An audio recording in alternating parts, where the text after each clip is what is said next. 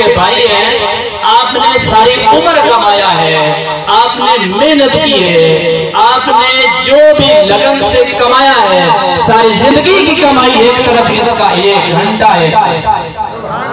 اور جس دن اس کا اجر ملے گا خدا وحدہ لا شریک کی بارگاہ مقدس میں، اس دن آپ رش کریں گے کاش ہم نے بھی یہ پڑھ لیا ہوتا۔ لوگوں، دین اسلام کا علم جو ہے یہ اللہ وحدہ لا شریک سعادت مند کو عطا کرتا ہے، قسمت والے کو عطا کرتا ہے، اور یہ لوگ قسمت والے ہیں۔ اور وہ لوگ جو ان کے ساتھ تعاون کر رہے ہیں، جنہوں نے ان کو پڑھایا، جو ان کے پڑھنے سے راضی ہوئے، جو ان کو شوق اور محبت کی نگاہوں سے دیکھتے ہیں، اللہ وحدہ لا شریک سب کو اجر عطا۔ ایک حدیث پاک کا مفہوم ہے کہ قیامت کا دن ہوگا نا، اللہ وحدہ لا شریک اپنے ہر قرب والے کو شفاعت کا مقام عطا کرے گا۔ جتنا جس کو قرب ہوگا، جتنا وہ رب کے قریب ہوگا، رب اسے سفارش کا موقع عطا کرے گا کہ تو بھی کر لے کسی کی سفارش، تو بھی کر لے کسی کی سفارش۔ تو اللہ تعالیٰ حفاظ علماء ان کو بھی کوٹا، جس طرح کہتے ہیں نا سیاستدانوں کو نوکریوں کا کوٹا ملتا ہے، اتنیاں نوکریاں اس کو مل گئی، اتنیاں نوکریاں اس کو مل گئی، ان کو یہ کوٹا ملے گا۔ اور پھر آپ لوگ یاد کرائیں گے، حافظ صاحب آپ جا رہے تھے، آپ کے پاس کرایہ نہیں تھا، کرایہ میں نے آپ کو دیا تھا، میری بھی سفارش کر دیں۔ حافظ صاحب آپ وضو کے لیے پریشان سے پانی موجود نہیں تھا، میں نے گھر سے بھر کے لا کر آپ کو دیا تھا، حافظ صاحب میری بھی سفارش کر دیں۔ عالم صاحب میں نے بھلا احسان آپ کے ساتھ کیا تھا۔ ہر بندہ اپنا احسان یاد کرائے گا اس دن، کیونکہ وہ نفسہ نفسی کا عالم ہوگا۔ ہر بندہ یہ چاہتا ہوگا کہ وہ جو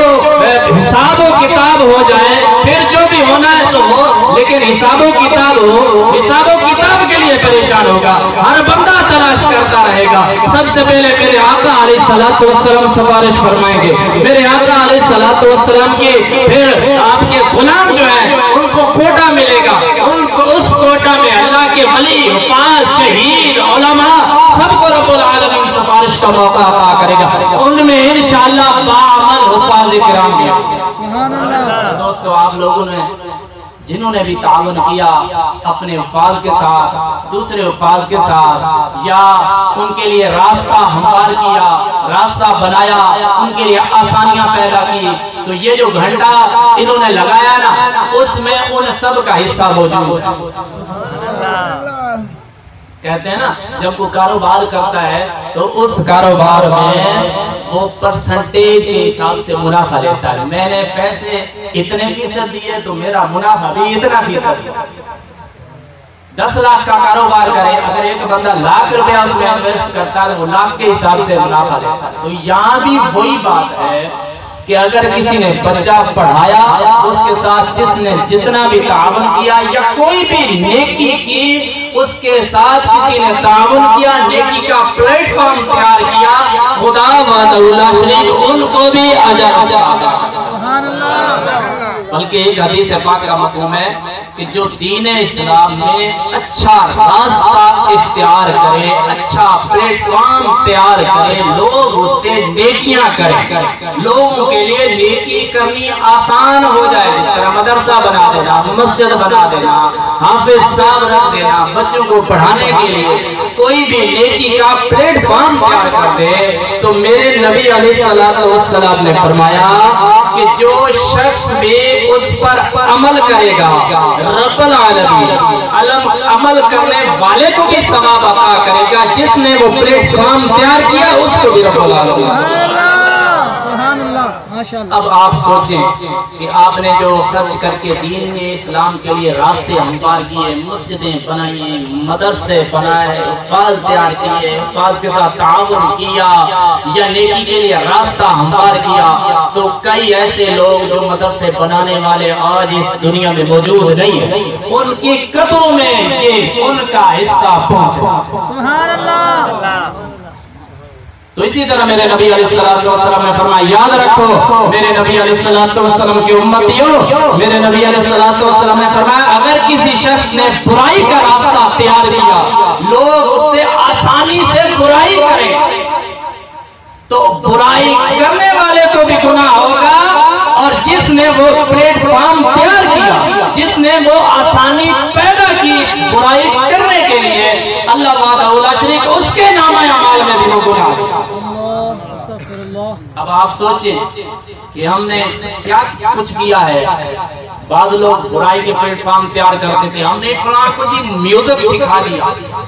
ہم نے اس سے تعاون کیا، اس نے گانا بجانا سیکھا، آگے وہ لوگوں کو سکھاتا جائے گا۔ میں نے ایک چھوٹی سی مثال دی، برائی کے 100 نام ہیں، لوگ تعاون کرتے ہیں، تو شیطان تو اس نے قسم اٹھائی تھی کہ رب العالمین میں تیرے لوگوں کو گمراہ کروں گا، اور اس طرح گمراہ کروں گا کہ لوگ سمجھیں گے کہ یہ نیکی ہے، لوگ سمجھیں گے نیکی ہے، حالانکہ وہ گناہ ہوتا ہے۔ جو سائن نے بات کی نا فَاسْأَلُوا أَهْلَ الذِّكْرِ إِن كُنتُمْ لَا تَعْلَمُونَ، اگر دین کے بارے میں علم کم ہے تو اہل علم سے پوچھو۔ کہیں ایسا نہ ہو کہ خود ہی مفتی بنتے جاؤ، خود ہی فتویٰ دیتے جاؤ اور گمراہیوں میں نکلتے چلے جاؤ، گمراہیوں کے سمندروں میں ڈوبتے چلے جاؤ اور پھر واپسی کا راستہ نہ ملے۔ اللہ اکبر۔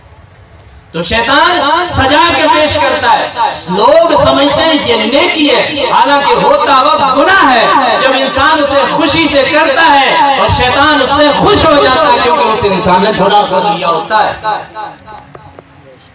میں نے سوشل میڈیا پہ یا کہیں کتاب پر میں نے پڑھا تھا کہ اگر ایک شخص فوت ہو گیا، اس کے مرنے کے بعد اس کے مرنے والے اس کی قبر پر فلم چلا کے بیٹھے،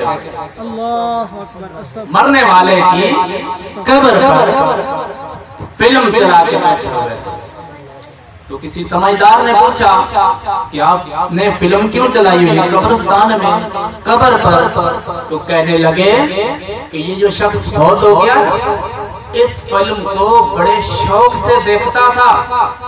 ہم اس کی قبر پر آج یہ فلم چلا رہے ہیں تاکہ اس کی روح کو اس سے سکون حاصل ہو۔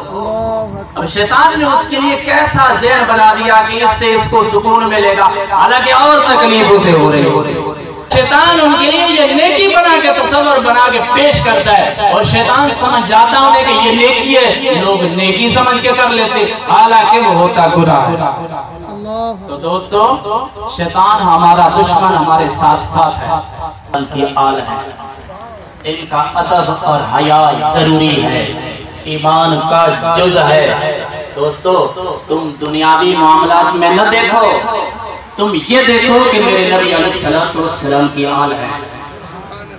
اور آپ علیہ السلام کی بارگاہ اقدس میں اپنے منہ دکھانا ہے، ہم نے منہ دکھانا ہے اور سرخرو ہونا ہے، اور ان کی سفارش سے انشاءاللہ یہ بھی کہیں گے یا رسول اللہ یہ ہمارا ادب کرتے ہیں، یہ بھی ہماری گواہی دیں گے۔ اس لیے یہ ضروری ہے